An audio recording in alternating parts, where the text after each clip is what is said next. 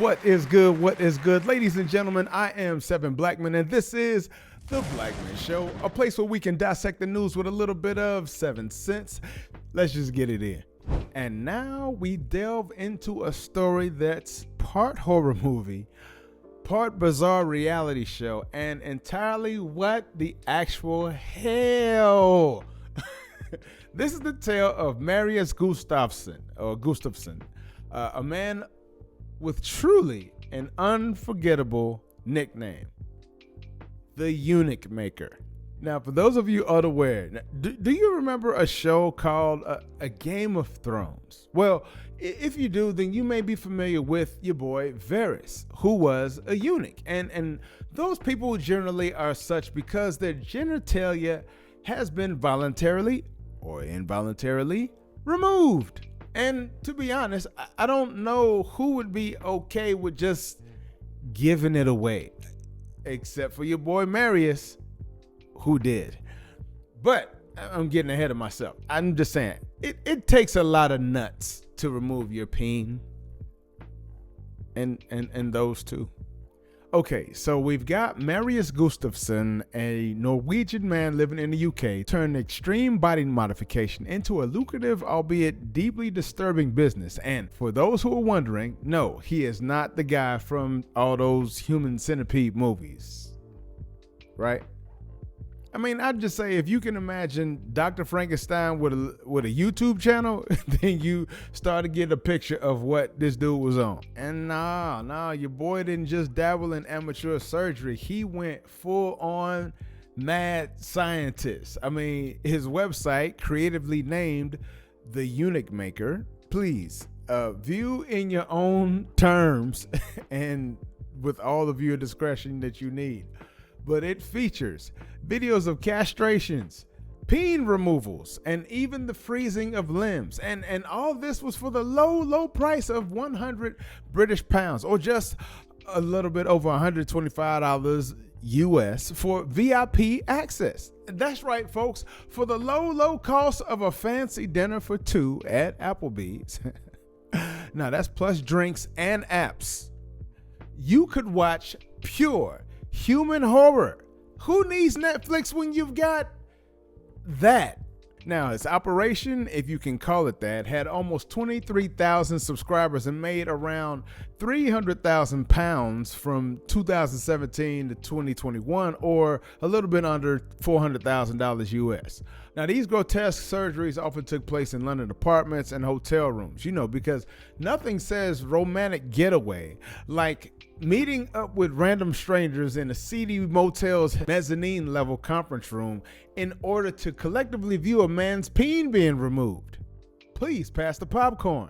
The man's background is equally twisted. I mean, before his dive into extreme body modification, he was convicted twice of fraud in Norway. Then came a tumultuous divorce in 2016, which, according to his lawyer, is what triggered his downward spiral. And I totally get it. I understand. I mean, you know the story. Man meets a woman. Man marries a woman. Woman finds a man's crime to be a bit of a problem, so woman divorces man, and man has someone cut off his peen and then starts a side hustle of human mutilation. It's a tale as old as time, but it wasn't just a financial reward that drove your boy. It was also for, and I quote, sexual gratification and consumption. Convicted for removing at least 29 men's peens, testicles, and other parts. Your boy Mary was also known for creating and eating a thing called testicle salad, which is whatever you imagine that to be. Yes, he found pleasure in this madness, leading to a macabre mix of profit and perversion. And I just want to know if we are sure that this dude was not one of Epstein's relatives. I mean, speaking of Game of Thrones, maybe he wasn't as much Varys as he was Littlefinger, Lord Baelish. And this all culminated in Mary's arrest and subsequent trial, where he and 10 other men pleaded guilty to numerous charges, including causing grievous bodily harm and possessing criminal property. I mean, the court heard how he even auctioned off body parts and dabbled in cannibalism. Because, why stop at one crime when obviously the other arrests that you had for your previous ones didn't teach you shit? I mean, and his operations were so reckless that they often required emergency intervention, with one of his youngest victims being 16 years old. I mean, your boy Marius had to have his leg amputated after his own DIY freezing procedure went horribly wrong. And I honestly just wonder if the man was just hungry or horny. I mean, because look, I could tell you tons of stories where I've been horngry, never removed a leg in the process. Although there was that one young lady. Well, I have a confession to make too. Really? My eyes aren't really green. You know what else? Oh, no secret. This is nice in the summer. Oh, wait. I am glad to get these off. No, not that. Not the tits. Please don't. They're not even the right color. Eyes always get a kick out of this one. Wait. Oh, God, I feel so much better. I know you do, too. Look. Ooh. Ooh. Hey, you see? You. No, wait. I have got to. Oh, please, Johnny, come on. Don't make me hop after you. Honestly, it's amazing what some people will do for a sense of empowerment or even control. Look, after learning about this story, I found that there's a whole subculture, those kids who we thought were the weirdos in school, who would poke themselves with like knives or pins. Well, so it's them, but a little bit more extreme. In your free time, look up the word nullo, Nullo, in your free time. Don't blame me for it. Go on. Now, you might be wondering how this horror show finally ended. Honestly, it was with the bravery of one of his own victims who provided crucial evidence to the police that led to the end of this ring. I mean, this hero of a man handed over a USB stick that contained thousands of incriminating messages and videos heavily implicating Marius and his team.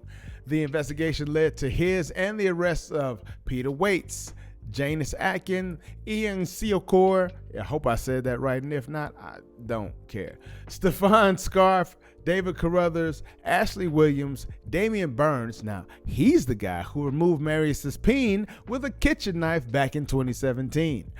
Peen in 2017. Anyway, Jacob Crime Appleby, and nurse Nathan Arnold, who removed Mary's nipple in 2019. And I guess the punchline to all this, if you can look for one, is the fact that Gustavson was sentenced to life with a minimum of 22 years in prison. His legacy, a cautionary tale of how dark and twisted the human psyche can get when unchecked by any sense of decency or legal boundaries. But my question to you is, how do you feel about this whole scenario?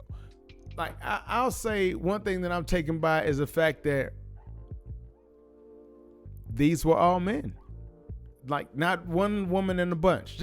Just a bunch of peens and balls in random drawers all over dude's apartment and flat, I guess.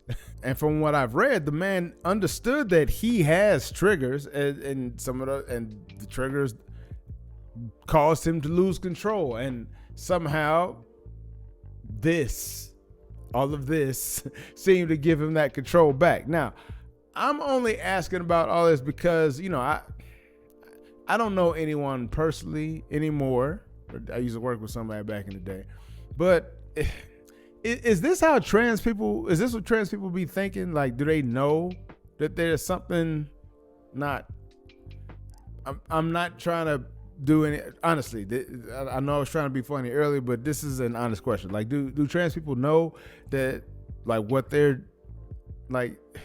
Like it's like what they're doing is kind of off. Like I'm saying the only difference that I can see really is that one person knows that they have an issue in the world that they're living in, while the other makes it seem like the world is the issue and the world needs to get on their page. Now, I don't know from either side, but the idea of cutting and some of the reasons behind it are actually all pretty fascinating. And I'm just a student of, you know, the human nature, I guess you could say. So it interests me. But there you have it, folks. A story that makes you question everything about humanity, the internet, and maybe a slight nod to the Game of Thrones series.